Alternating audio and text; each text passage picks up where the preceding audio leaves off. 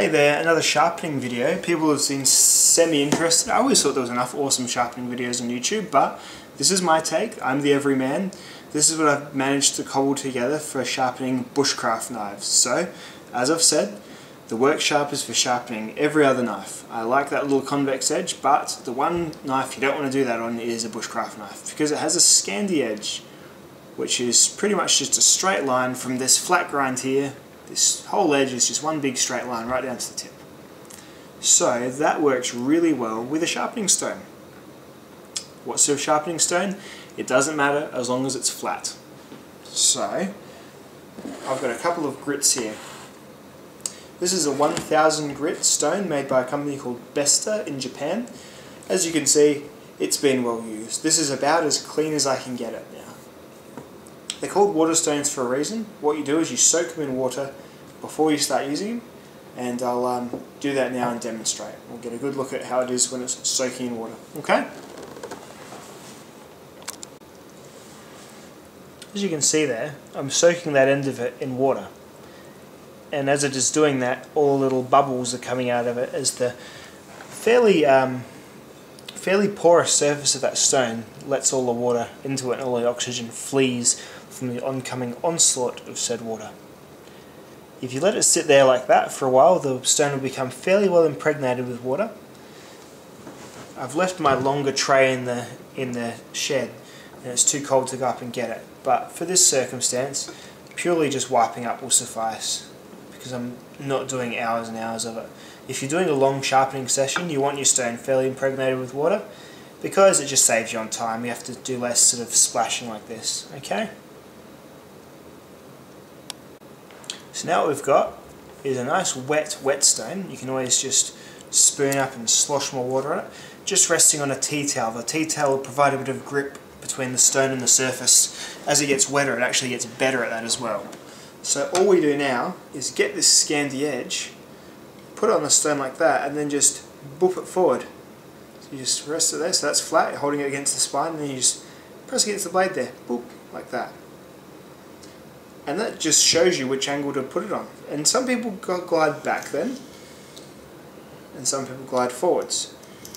I haven't really found that much of a difference. Gliding forwards probably does it a bit faster, but it is also easier to fuck it up, because you can glide and skip forwards and really, tries to take a chunk out of the stone, and the stone invariably wins against fairly soft stainless steel.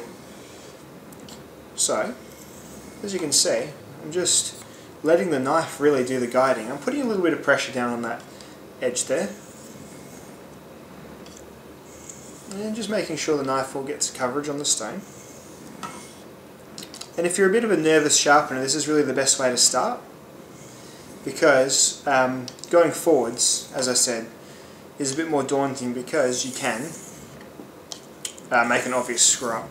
And there's nothing more frustrating, especially as you get a bit tired of doing it, a bit fed up, of doing a bit of a stutter or a stammer and having to go back and start again. A cool thing about stone sharpening is you see the shine of the edge sort of gradually increase as you do it. This knife didn't really need sharpening, so it's probably not worthwhile going for too long, because it's already rather sharp. But if there is one knife in your kit that you want to be of optimal sharpness, it is the bushcraft knife.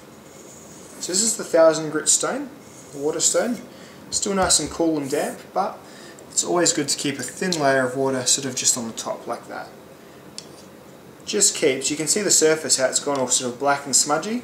It just keeps that spread out nice and even over the stone rather than sort of accumulating in the one spot. Yeah.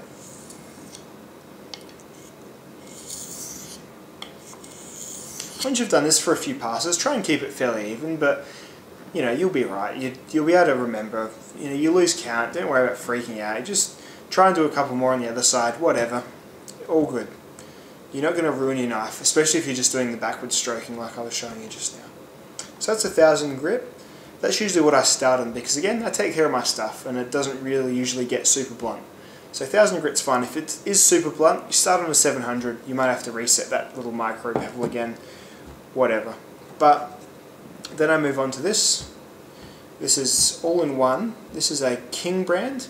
This is a pretty good brand. This is my grandfather's, and he always had the best stuff. It's got all Japanese characters all over it, which are now sort of half smudged off. Put a bit of water on this bad boy. This is about a 4,000 grit stone. My grandfather used to make violins, so these were for his little minute violin chisels. So what I have noticed is a little tiny bit uneven, like if you feel it. Obviously he's used the same spot for his little chisels, but for the purpose of a bushcraft knife, not too bad at all. So this is going to be your polishing section really. This is going to get a nice, and this one here I usually just rock back and forward on like this, because it's quite a hard stone, and it doesn't have that sort of chalkiness at all that you can that can kind of catch the blade. So I generally sort of just rock back and forward on this one, just try and keep nice even pressure, just again leaning on this part of the blade here, you'll be fine. Just nice and even, kind of like lock your wrists in so you don't find yourself like going all over the place. You'll be just fine.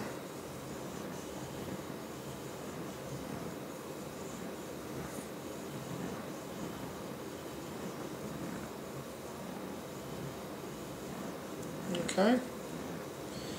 There's lots of different ways of sharpening, and everyone does it differently, but the results speak for themselves. If someone you see does a sharpening video and seems to have sharp knives that aren't brand new, so this is a 2-year-old knife, razor sharp, not brand new. So obviously I'm competent at sharpening. So that's what you need to look for when you're looking at a sharpening video. You just want to see the guy uses knives in other videos and see that they're sharp. That's all.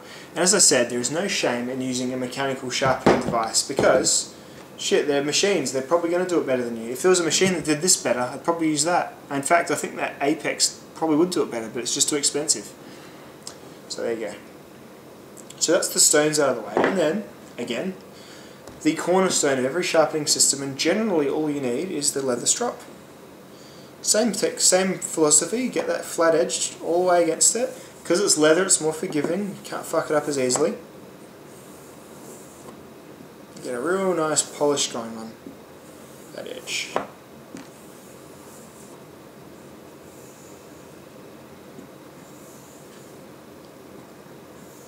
So it's just such a simple invention, just a piece of belt on a wooden block, making a leather strop.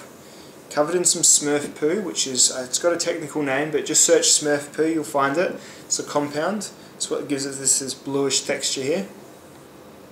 Great stuff, Smurf poo. A few passes there, and your blade will be completely rescued. Let's do a cut, shall we? Oh, leave it at one take, so you know I'm not doing a fakie.